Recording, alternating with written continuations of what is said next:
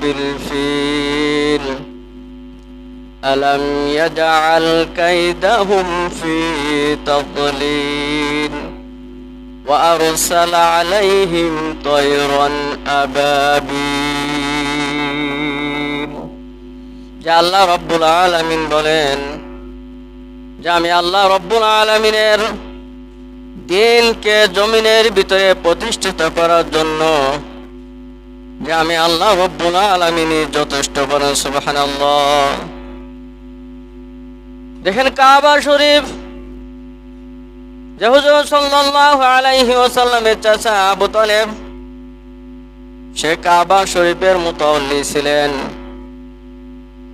যখন কাবা শরীফকে হস্তি বাহিনী দ্বারা আব্রাহা ধ্বংস করার জন্য যখন পায়তারা করল আসতেছিল, যে আল্লাহ রব্বুল আলামিন বলেন যে আমি আল্লাহ রব্বুল আলামিন যে আলাম তারা কাইফা ফাআলা, হে নবী আপনি কি দেখেন নাই যে আমি আল্লাহ রব্বুল আলামিন তাদেরকে কিভাবে সাহায্য করেছিলাম।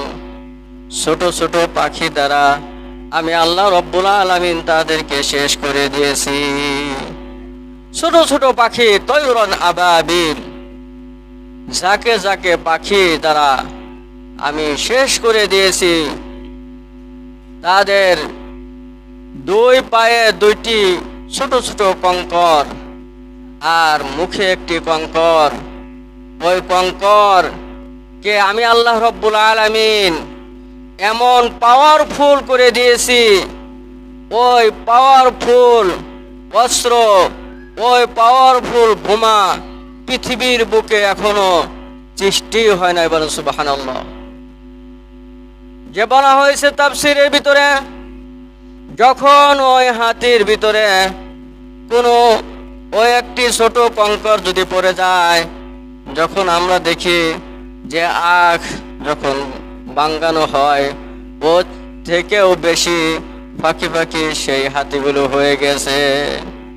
মানুষের উপর পড়লে মানুষও সেই রকম